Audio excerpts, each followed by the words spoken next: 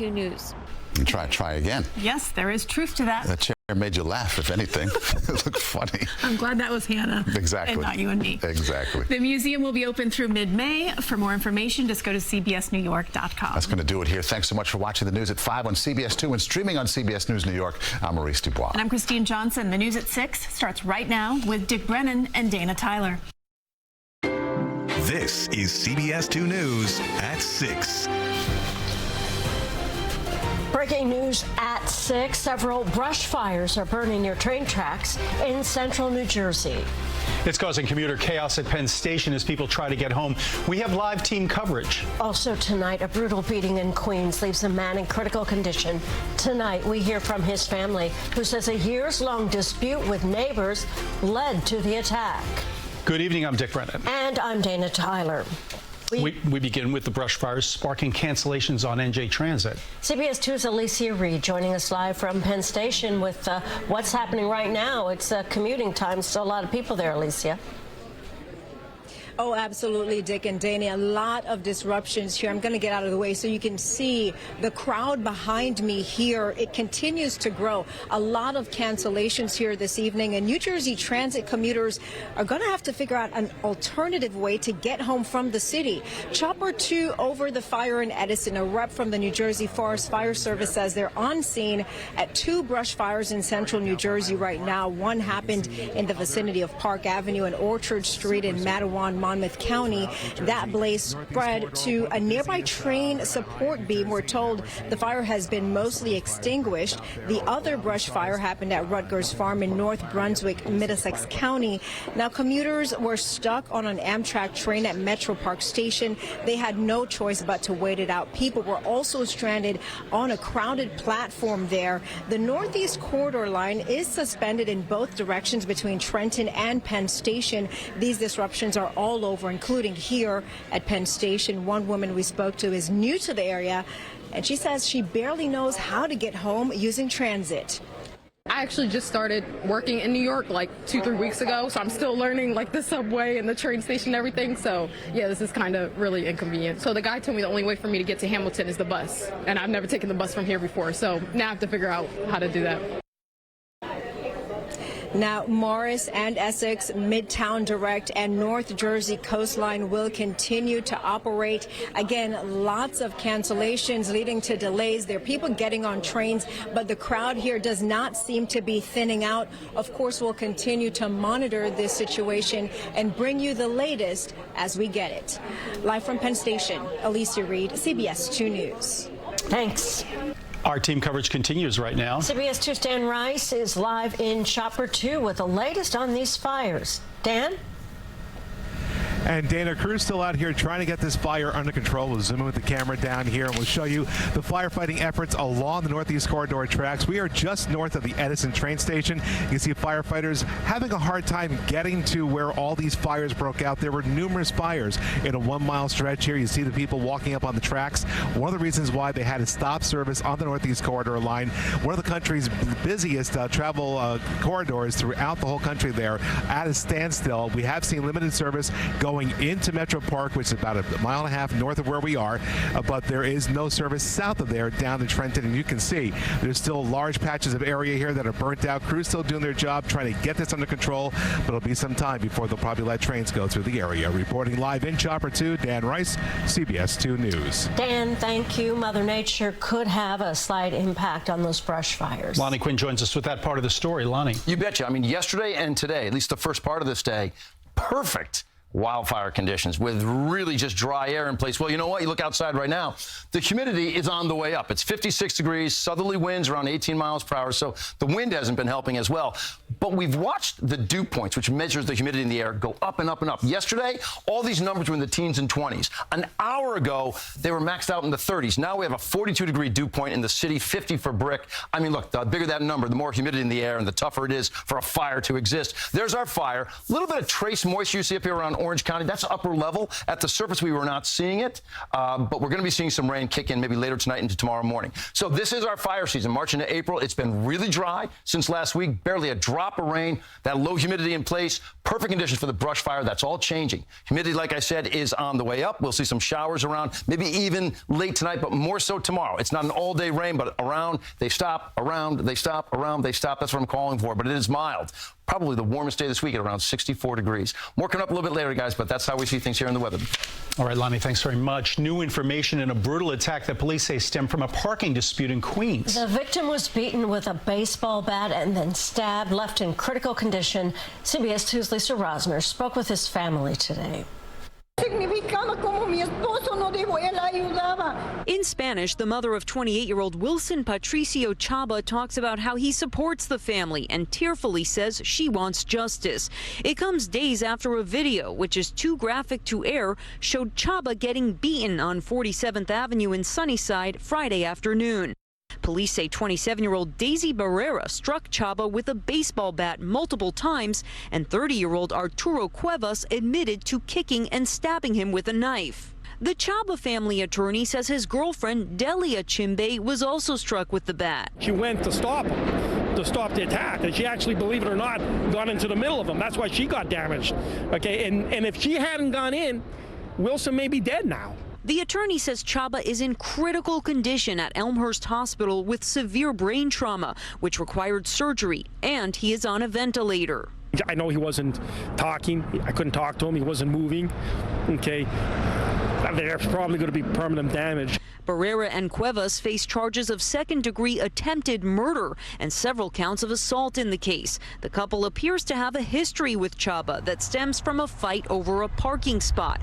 One of the suspect's attorneys said Chaba struck her with a drill a few weeks ago, which Chaba's attorney denies. As for Friday, Chaba's attorney says it was unprovoked. He was just going to his home. He wasn't attacking anybody, that's for sure. We are told both suspects plan to plead not guilty. For now, they are being held in jail.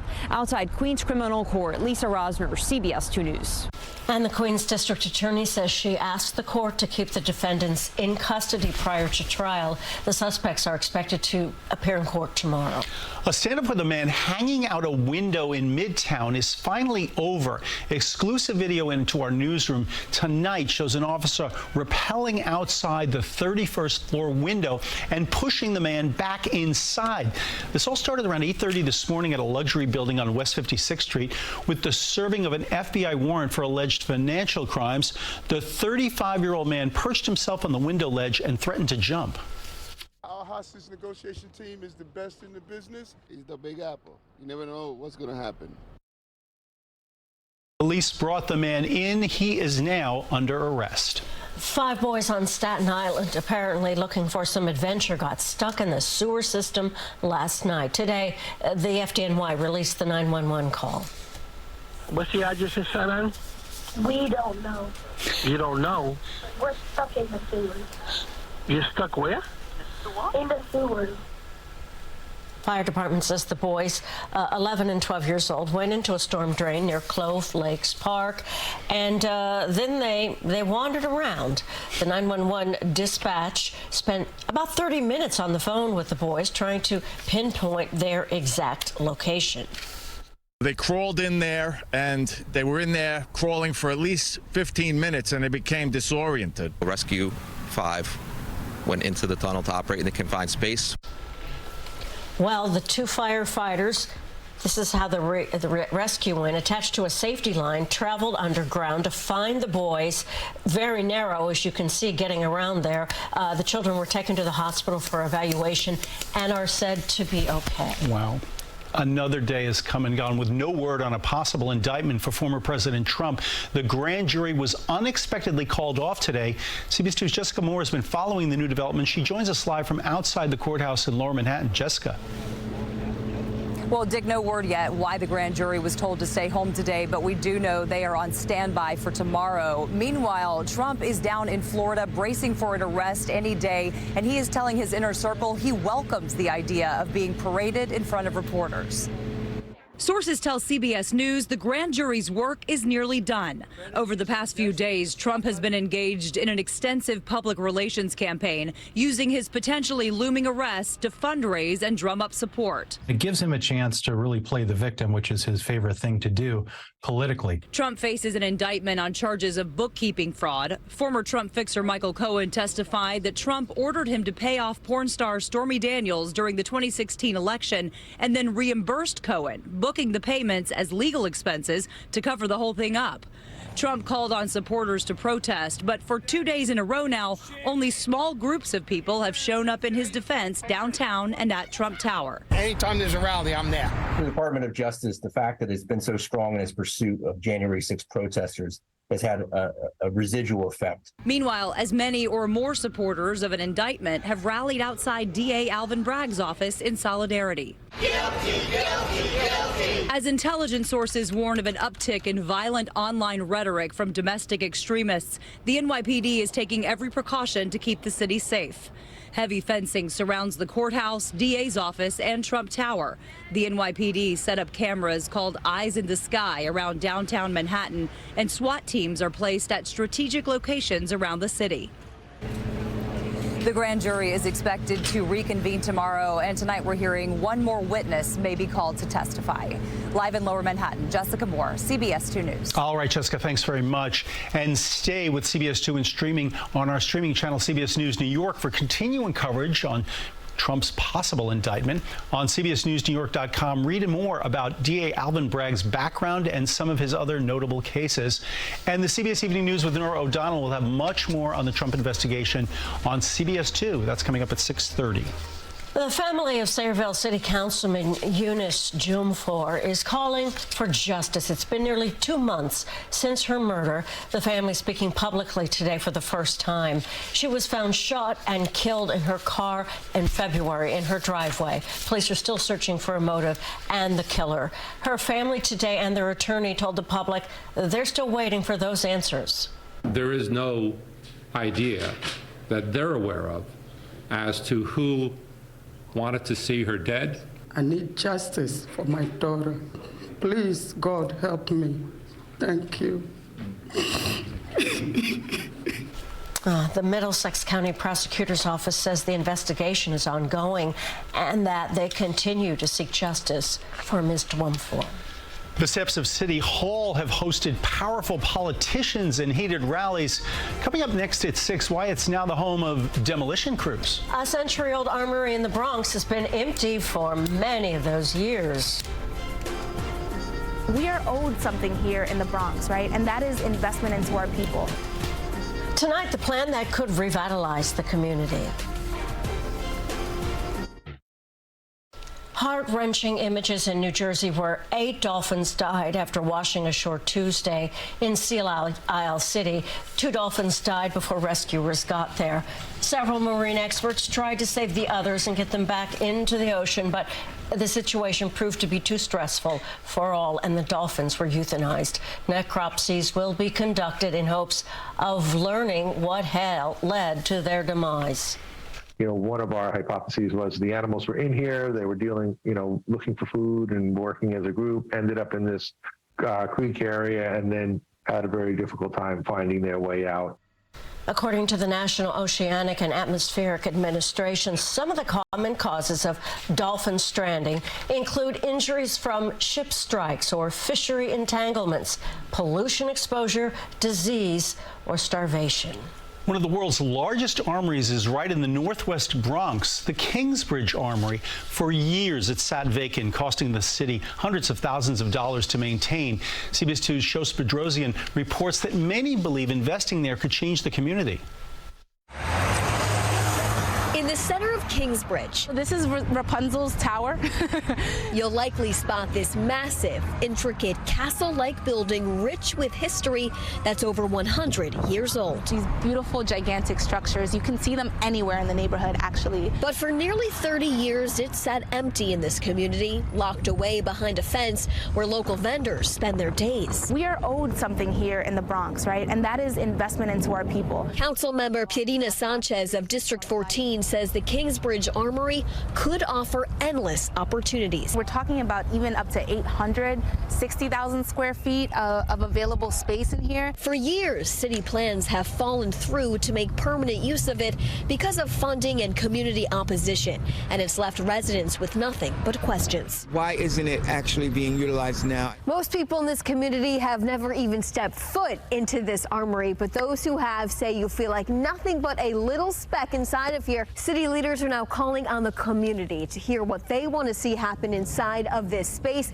as they seek out new plans. An art rec, something for kids? Sort of academy for students. For the vendor, general vendor. Fernando Ortiz with the New York City Economic Development Corporation says their proposal will reflect community needs. You know, we're just very excited to actually see a community vision plan for this armory and to get something done this time. Sanchez believes it could cost over $1 billion to renovate the armory, but says the investment is long overdue and worth it for the city. This is a place of great hope for our young people who walk by it every day and deserve the best. In Kingsbridge, Josh Bedrosian, CBS 2 News.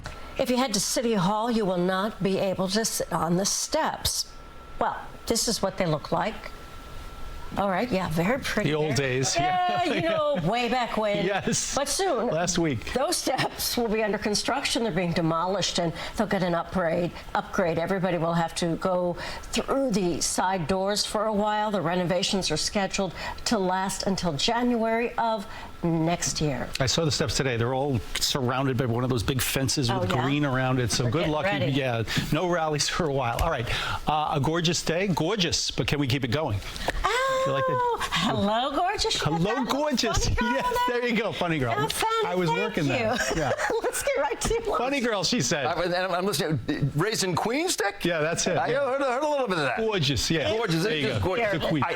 Listen, I say yes. I just think yesterday was more beautiful outside. I mean, I couldn't find a cloud yesterday, and today I see some clouds overhead. I think you may have recalled yesterday, I think I said it's a 10, and I think today was going to end up being like a 7.5. I don't think that kind of held true. There's your picture. So we do have more clouds overhead. Temperature comes in at a mild one. It's 56. So if you're heading out for dinner, you're fine for dinner. But I do want you to take an umbrella for your day on Thursday. Now, it's not a lot of rain, but there's a rain chance out there. You hit 62. 62, a good 10 degrees above the average. What do we expect? Okay, no real rain today. I mean, we've seen some offshore showers, but nothing really pushing through the area. Our quiet pattern with no rain is going to become more active. And I'm not talking crazy rain. I'm talking showers. Showers are possibly maybe even late tonight, but more so into your day tomorrow. Now, Thursday, even with a shower chance and some more cloud cover overhead, you'll get some breaks in those clouds. It just looks mild. I mean, temperatures in the mid-upper 60s. Some folks south and west of the city possibly making a run at 70 degrees tomorrow. Then we're going to catch a break on Friday. I think if you find a raindrop on Friday, you got to go down to maybe the southern portions of Ocean County, but more rain comes back on Saturday. So let's make some sense of what we've got. There are those offshore showers, all right? Anything that you see flashing blue on land for our area is really upper level. We haven't seen raindrops out there, but it is an indication. Humidity levels are going up. I think the fire risk for tomorrow is not going to be nearly as high as it was today and what it was yesterday. This is what we are watching right here for our rain chance, and I'll show you how it times out. So here we go. You're fine for dinner. By the time you get to late tonight, early tomorrow morning, here's 4 a.m. A couple little raindrops start making their way in. Better chance for rain during the morning commute, 7 a.m. But it's not a lot of rain. Plenty of breaks out there, and this is going to be the scenario that we deal with throughout our day. 9 a.m. Good looking break out there, but it looks like we see some moderately heavy rain that could be moving through for spots at time. Watch how it plays out. You saw that roll over the area. Not everyone dealing with it. And even if you do catch it, then there's another break. All right, this is 2:30 in the afternoon. Now we see another batch of rain coming through the area, getting set up to make its way through the area, primarily north. This is like around 6 p.m. This is your evening drive. So there could be some rain showers out there, but it's not terribly heavy. That passes through. This should be a bit of the end of this. Is 8 p.m. It's all going to then start to push down to the south. Watch this. Here we are, 11:30 tomorrow night. And this is where I think we could be seeing a rain chance on Friday. It would be south of the area down on that southern tip of Ocean County. And then you're going to get to Saturday. Now you're going to go back to a rain chance. So what are we talking about there, guys? The numbers come together looking like this. We're going to go for a high temperature tomorrow of 64 degrees. mild, but there's a shower chance, so you have an umbrella with you. I don't think you're going to need the umbrella too much on Friday. I just don't, unless you're well south of the city. 56 on Friday, 48 on Saturday, so it's a cool day on Saturday, and you do have a rain chance on Saturday. This is not a lot of rain. This ends up being, I think when you put the rain chance for tomorrow and the rain chance for Saturday, I think it's less than an inch for anybody, but it's rain that we could actually use. We're running right now about an inch below where we should be. Oh, wow. Feels like we've had plenty of rain. But we have, but remember, we were 8 inches below where we should have been. They're playing the music. You know, it's the Academy Awards. And that means Otis is up next. All right, guys, one of the craziest plays at the plate you'll ever see. You be the judge, safe or out. And the Jets continue to bolster the lineup in anticipation of a certain Green Bay Packer quarterback coming. And Elijah Moore once demanded a trade. Well, he gets his wish 4 months later. I'll have the details. The CBS Evening News is minutes away. Nora O'Donnell joining us now with the first look. Nora. Good evening, Dana and Dick. Tonight on the CBS Evening News, after the CBS2 News at 6, the Fed raises interest rates, but is it enough to cool inflation? How the move will affect your wallet. That and more news tonight on the CBS Evening News. First Alert Weather is powered by ChevyOffers.com. This is CBS Sports New York, presented by Ford. If and when Aaron Rodgers is traded to the Jets, he'll have a nice stable of receivers to throw to, including a 2-time Super Bowl champ. The Jets also trade disgruntled wide receiver Elijah Moore and a 3rd-round pick in the upcoming draft to Cleveland for a 2nd-round pick. Moore was expendable after the Jets signed former 2-time Super Bowl champion Kansas City Chief wide receiver Mecole Hardman to a 1-year deal earlier in the day. He joins a wide receiver room that includes Allen Lazard, Garrett Wilson, Corey Davis, and Denzel Mims. Hardman won't only be catching passes, he's a return specialist as well. Yankees and Mets still fine-tuning things for the start of opening day, which is just 8 days away. The Yankees will start against the Giants at Yankee Stadium next Thursday, while the Mets will be on the road at Miami. Mets and Astros today. Kodai Senga back on the mound after some discomfort on his right index finger. The rookie strikes out 3 in 4 innings. He left with 2 runners on base in the 5th, and both of them would end up scoring off the Met bullpen. Mets lose 5-2. Yankees visiting the Nationals in Palm Beach. Giancarlo Stanton 1 for 3 with a run scored. He's batting .290 this spring. The Yankees lost 5-2 in a game that took just 2 hours and 12 minutes. Call it striking when the iron is hot, and I mean red hot for Tobin Anderson, as the now former Fairleigh Dickinson head coach takes over in Iona after Rick Pitino left for St. John's. Anderson riding the wave of being the orchestrator of the second 16 seed to beat a 1 seed in NCAA history right into New Rochelle, where he was officially introduced as the Gales head coach. After pulling off the miracle upset in this year's tournament, he is not done dreaming big. He expects to take it to an even higher level at Iona. Next year at this time, I don't want to be meeting. I want to be playing. I want to be somewhere in a regional final playing to go to the Final Four. Is it hard to do? Yeah, it's hard to do. It's really hard to do. But that's the goal. The goal is to do something that's not been done before. The goal here is to win NCAA games, win championships. And we will be watching. And finally tonight, let's face it, sports are a great way to develop life skills like problem solving. For example, Carthage High School's Jada Walton is motoring around the bases. There's a play at the plate. The catcher's standing in front of the plate. How does Jada solve this problem? She stands up and she just points away. She looks at it, she dives in. That's got to be the oldest trick in the book. And somehow it worked. Take another look. She's like, oh, look over there. Reminds me of when the kids were little and I would try to do that and then take their French fries. Right, and they look away. Yeah. And she fell for it. That's the word. Exactly. It worked. All right. Thank you. We'll be right back. Closed captioning on CBS2 News is brought to you by Toyota. Today marks the start of Ramadan. The city of Patterson Ramadan Hillel lighting. They hosted it. The Hillel crescent moon is of great significance because it marks the beginning and the end of the holy month. During Ramadan, Muslims fast from dawn until sunset. Patterson is home to the largest Muslim population in New Jersey. Thank you for joining us tonight at 6. The CBS Evening News with Nora O'Donnell is next with the latest twist in the South Carolina Murdaugh case. Good night. Tonight, the urgent manhunt for a student accused of shooting 2 faculty at his high school. What we're learning about their conditions. Here are tonight's top headlines.